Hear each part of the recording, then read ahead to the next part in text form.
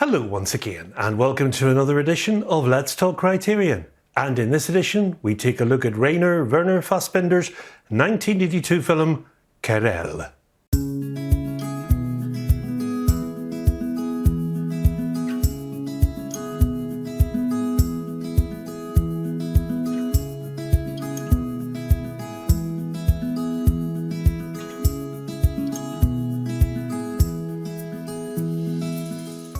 Querelle is based on Jean Genet's 1947 novel Querelle of Brest.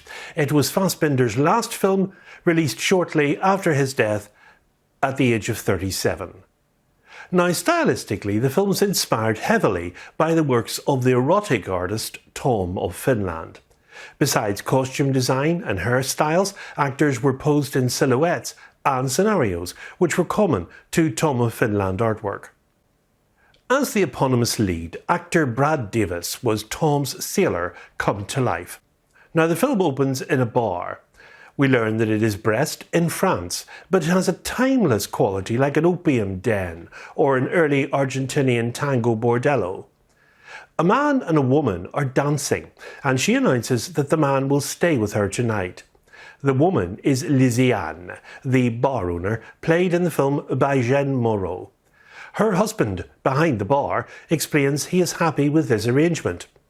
His own interest, however, lies more with a leather-clad man with whom he is seen in conversation. Some sailors are talking aboard their ship. They've heard of a strange brothel. Now, in this brothel, you have to play dice with the owner. If you win, you get to have his wife, and if you lose, her husband gets to have you.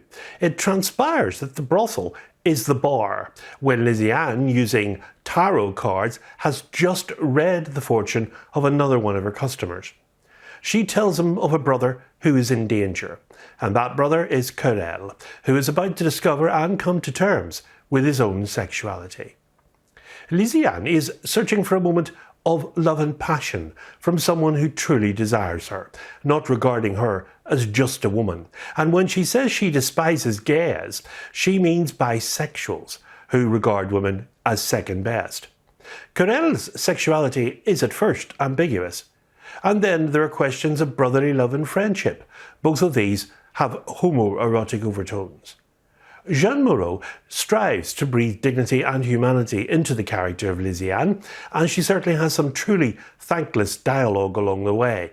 There's something abject and masochistic about her deluded version of Lisiane, in love with younger men who would rather be each with each other. And Genet was not known for writing strong female characters either. They certainly weren't his priority. Fassbinder is known as a truly great director of actresses, and it's easy to see here why Moreau, one of the high empresses of European art cinema, a muse for many of the great art house auteurs, would have leapt at the chance to work with Fassbinder. But in this film, she rather draws the short straw. She comes swathed in a wardrobe of black sequins and feathers. Moreau seems to be channeling Marlene Dietrich. In Fassbinder's interpretation, Lisiane isn't just a whorehouse madam. She's a French-accented Dietrich-style cabaret chanteuse as well. Now, Moreau has to huskily warble her way through a much-loathed song that's meant to comment on the action in the film, with lyrics that paraphrase the line, "Each man kills what he loves best." Now, that's taken from Oscar Wilde's 1898 poem, The Ballad of Reading Gaol. Each man kills the thing he loves. She sings it ad nauseum until it becomes grating and unintentionally funny. But Querelle is much more than an iconic movie for gay audiences. Fassbinder constantly puts style before content. Moreau holds her own as a deeply heterosexual presence in increasingly homosexualized scenarios. The questions are about sexuality rather than just the specific gender orientation of the main players. Feminists have remarked how Fassbinder challenges stereotypical images of older women. For instance, Moreau, who was 60 at the time she started the film, plays a strongly sexual woman. Fassbinder was also part of the German New Wave cinema and a highly influential stylist. As an enfant terrible, he attacked established thinking. His male homosexual observations about gender are as passionate as Brelas, female, heterosexual insights.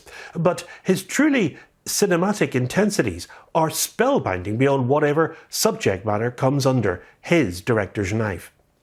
Visually, the whole film is bathed in an orange light, as if seen from the setting sun, adding a feeling of sensuousness and decadence.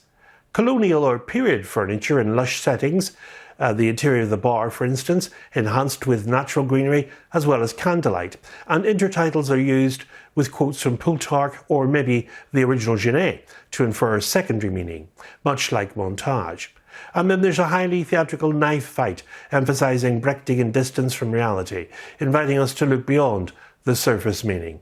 But by now we've adapted naturally to the film, and in some ways it's easier for modern audiences, having coped with von Trier's narrations in Dogville or Greenaway's heavy intertextualizations in his films. Fassbinder leads us gradually into a world where there is no pretense of reality, there's only a dreamlike experience. Now, throughout the years, everyone seems to have focused on Fassbinder's use of orange lighting here. But I'd like to offer you something new. I noticed that this time around, it's how he shoots each actor differently. Jeanne Moreau, for instance, is always shot through a star filter to play up her femininity and elaborate costumes. Franco Nero, playing the only actual gay character in the film, is always lit with pink. Gunther Kaufmann's scenes are often gauzy and thought-focused, and the dual Robert Gilles characters always have a beam of blue light over their eyes. Now, if this film is Rainer Werner Fassbinder's dream of the dream of Querelle by Jean Genet, this is maybe one of the most dreamlike elements of it, a way of coding each of the characters that at once feels both symbolic and abstract. And at times there are also almost Shakespearean touches in the film. He wrapped himself in prudence, waited for the angel to strike. The narrator here is describing a murderer just after the act, much like Iago in Othello. This gritty, sometimes murderous backdrop of the sailors on shore leave also gives the non-gay viewers some respite.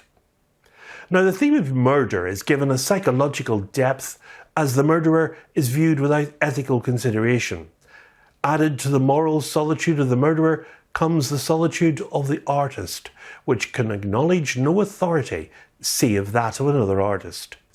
The phrase here, thick as thieves, means having no secrets from one another, but overlooks any aesthetic in the design of a robbery, or in Querelle's case, a murder. And the film is also a smorgasbord of surreal sets, textured use of sound and vision. It is determinedly experimental in its forceful way of manipulating its audience into thinking about a subject more deeply. Cineasts should certainly delight in the opportunity to behold the work of a pioneer filmmaker, although the blatantly homoerotic content within the plot structure might be too much for many more mainstream audiences. Now, the film was selected in competition at the 1982 Venice Film Festival, and Querelle occasioned a walkout by the president of the jury, who was unable to convince his fellow jurors to give a prize to Fassbinder's controversial opus, a film he felt deserved an important place in the history of cinema. Querelle comes to the collection as a Blu-ray with the film and the following special features. Restored in high-definition digital master, approved by director of photography Xaver Schwarzenberger, with an uncompressed mono soundtrack. There's a new interview with the critic Michael Koreski on director Rainer Werner Fassbinder's aesthetics and visual storytelling within the film. Rainer Werner Fassbinder, Last Works, a 1982 documentary by Wolf Grimm. There's a trailer and an essay written by critic Nathan Lee. And the cover art for Querelle is by Astra Zero, done very much in the style of the Tom of Finland artwork. Enacted with dreamlike stylization by a cast of international stars, including Jeanne Moreau and Franco Nero, Querelle finds Fassbinder pushing his taboo-shattering depiction of gay desire to delirious extremes. Querelle has a running time of 108 minutes, and it's in 2:3:5:1 aspect ratio, and comes to the collection on Blu-ray on Tuesday the 11th of June as spine number 1221. And of course, it's not a coincidence that this particular month we have this title releasing, as it's also the International Pride Month, with our UK annual Gay Pride March here in London due to take place on the 29th of June, as well as other Pride events taking place the world over. In our next edition, we feature the 1996 crime neo-noir thriller directed by the Wachowskis, Bound, starring Jennifer Tilly and Gina Gershon, coming to the collection in 4K UHD. So until then, from me, it's goodbye, and above all, good Criterion viewing.